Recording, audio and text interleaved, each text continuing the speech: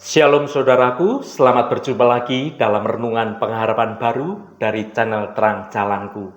Senang rasanya kita dapat bertemu kembali dalam renungan ini. Hari ini saya akan menyampaikan renungan dengan judul Memadamkan Api Kebencian dengan Kasih. Tetapi sebelum kita mendengarkan kebenaran firman Tuhan ini, mari kita berdoa terlebih dahulu.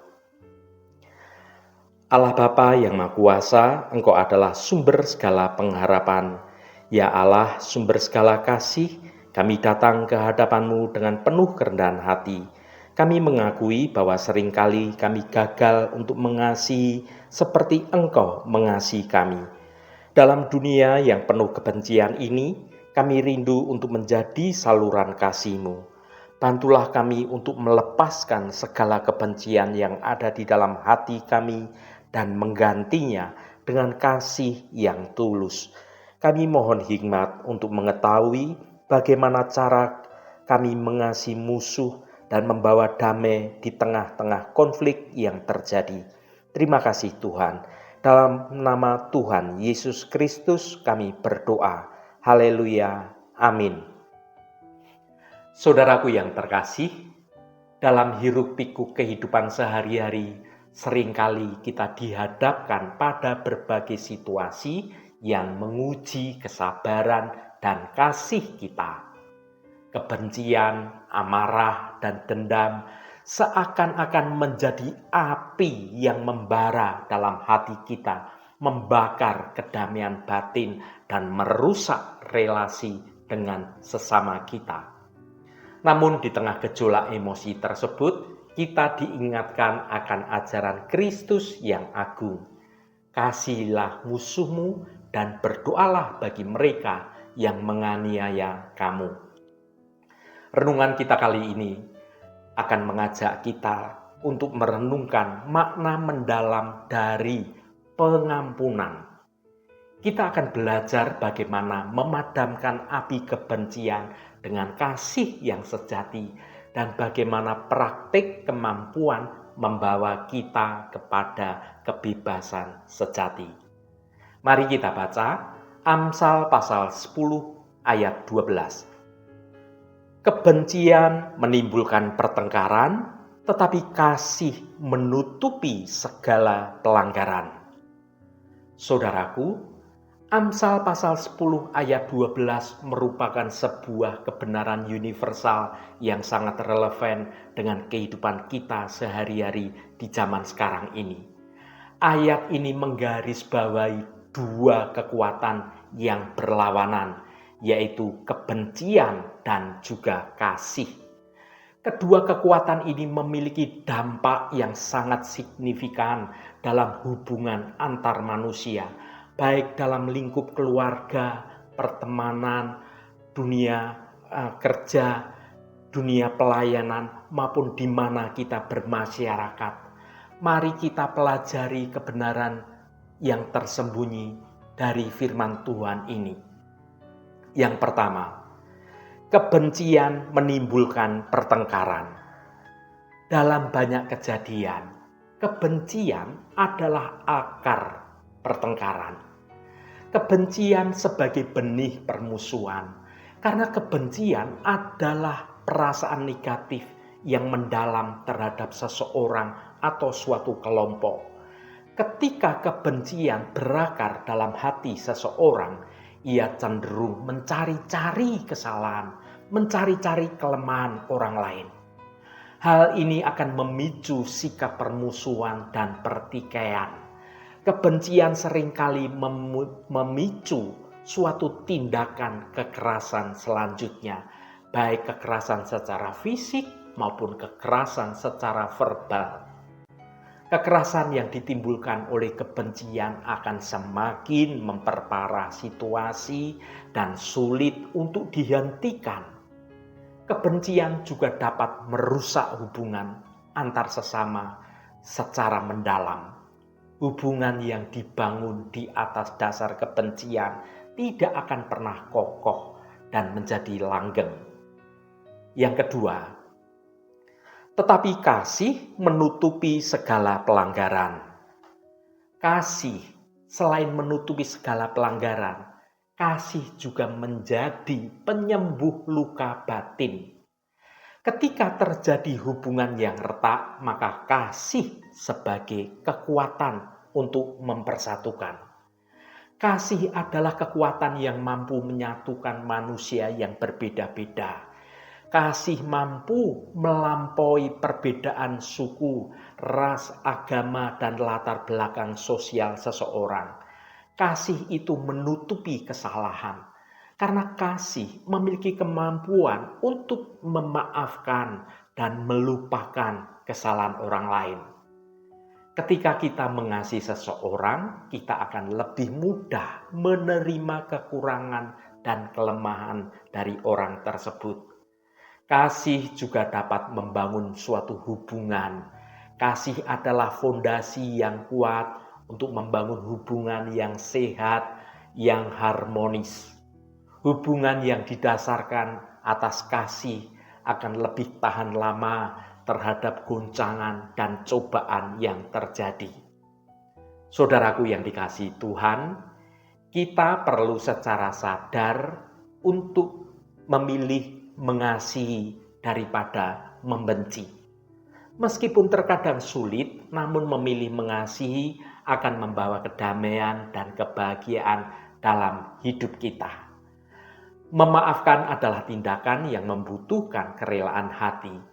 Dengan memaafkan, kita membebaskan diri dari belenggu kebencian dan membuka jalan bagi penyembuhan luka batin. Kita dipanggil untuk menjadi pembawa damai di tengah-tengah dunia yang penuh dengan konflik.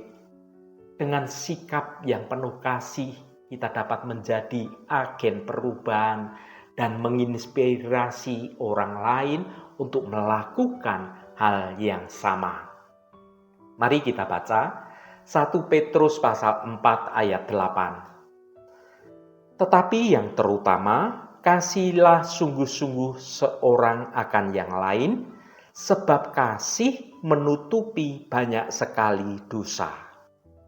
Saudaraku, ayat ini mengajak kita untuk memprioritaskan kasih di dalam kehidupan kita sebagai orang percaya. Kata tetapi yang terutama menyoroti betapa pentingnya kasih dibandingkan dengan hal-hal lainnya.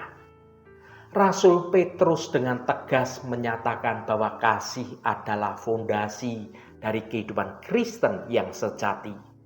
Kasih yang dimaksud di sini bukan sekedar perasaan hangat atau perasaan simpati, melainkan suatu tindakan nyata dalam melayani, dalam mengasihi sesama kita. Ini adalah kasih yang keluar dari hati, yang telah diubahkan oleh Roh Kudus. Kasih memiliki kekuatan yang luar biasa untuk menyembuhkan luka hati, memulihkan hubungan, dan menutupi kesalahan orang lain dengan memberi pengampunan. Ketika kita mengasihi dengan tulus, kita mampu memaafkan dan melupakan kesalahan orang yang pernah dilakukan terhadap kita. Saudaraku yang diberkati Tuhan, kita perlu menyadari bahwa tidak ada manusia yang sempurna. Dengan mengasihi, kita belajar untuk menerima kekurangan orang lain dan tidak mengharapkan kesempurnaan dari orang lain. Untuk dapat mengasihi dengan sungguh-sungguh, kita membutuhkan kekuatan Roh Kudus. Marilah kita terus meminta Roh Kudus untuk menolong kita mengasihi sesama kita seperti Kristus sudah mengasihi kita. Haleluya, Tuhan memberkati kita semua. Mari kita tutup renungan ini dengan berdoa. Allah Bapa yang Maha Pengasih dan Maha Penyayang, Engkau adalah sumber pengharapan kami. Kami datang di hadapan-Mu dengan hati yang penuh ucapan syukur. Bapa, kami mengakui bahwa kami seringkali gagal untuk mengasihi seperti Engkau sudah mengasihi kami. Kami menyadari bahwa api kebencian dapat dengan mudah menyala di dalam hati kami, membakar kedamaian dan merusak hubungan kami dengan sesama. Kami memohon agar Engkau menuangkan Roh Kudus-Mu ke dalam hidup kami, agar kami dapat merasakan kasih-Mu yang sempurna. Tuhan, bantulah kami untuk memahami ke dalam pengampunan-Mu yang melampaui segala kesalahan dan dosa kami. Ingatkan kami bahwa Engkau telah mengampuni kami dengan begitu besarnya, sehingga kami pun harus rela mengampuni orang lain. Berikanlah kami kekuatan untuk melepaskan dendam dan amarah yang mengikat hati kami. Bantulah kami untuk melihat orang lain melalui sudut pandang Engkau dengan penuh belas kasihan dan pengertian. Kami ingin belajar untuk mengampuni bukan karena mereka pantas menerimanya, tetapi karena Engkau telah memerintahkan kami untuk melakukan pengampunan. Tuhan, kami tahu bahwa mengampuni bukanlah hal yang mudah, tetapi dengan kuasa pertolongan Roh Kudus-Mu, segala sesuatu menjadi mungkin. Bantulah kami untuk mengubah hati yang keras menjadi hati yang lembut, dan untuk menggantikan kebencian dengan kasih yang sejati. Kami berdoa agar Engkau membimbing kami dalam setiap langkah yang kami ambil, agar kami dapat menjadi saluran kasih-Mu di dunia ini. Berkatilah setiap upaya kami untuk mendamaikan hubungan dengan sesama. Terima kasih Bapa, segala hormat, pujian, dan ucapan syukur hanya bagi-Mu Allah yang kudus. Saudaraku, bukalah hatimu dan tengadakan tanganmu. Terimalah berkat Tuhan. Tuhan memberkati engkau dan melindungi engkau. Tuhan menyinari engkau dengan wajah-Nya dan memberikan kasih karunia. Tuhan menghadapkan wajah-Nya kepadamu dan memberikan damai sejahtera. Berkat anugerah dari Bapa Surgawi, cinta kasih karunia dari Tuhan Yesus Kristus, dalam persekutuan dan penghiburan Roh Kudus, menyertai kita semua sekarang ini dan sampai selama-lamanya. Dalam berkat Tuhan Yesus Kristus, haleluya, amin. Puji Tuhan, saudaraku semua, biarlah melalui renungan pengharapan baru dari channel Terang Jalanku ini dapat membangun kehidupan kita semua semakin bertumbuh dalam kebenaran Tuhan. Saudaraku, dalam perjalanan hidup kita pasti akan mengalami berbagai luka batin. Namun ingatlah selalu bahwa kasih Tuhan tidak pernah gagal. Ia selalu siap untuk mengobati setiap luka batin kita, seberapa dalam pun luka itu ada.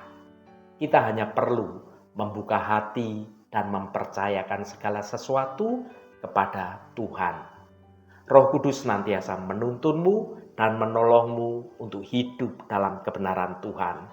Saudaraku, saya sangat senang sekali dan berterima kasih jika Anda berkenan memberikan komentar pada konten video ini. Dan biarlah Anda berkenan juga membagikan konten video ini kepada teman dan sahabat Anda, sehingga mereka boleh menerima berkat-berkat dari renungan ini.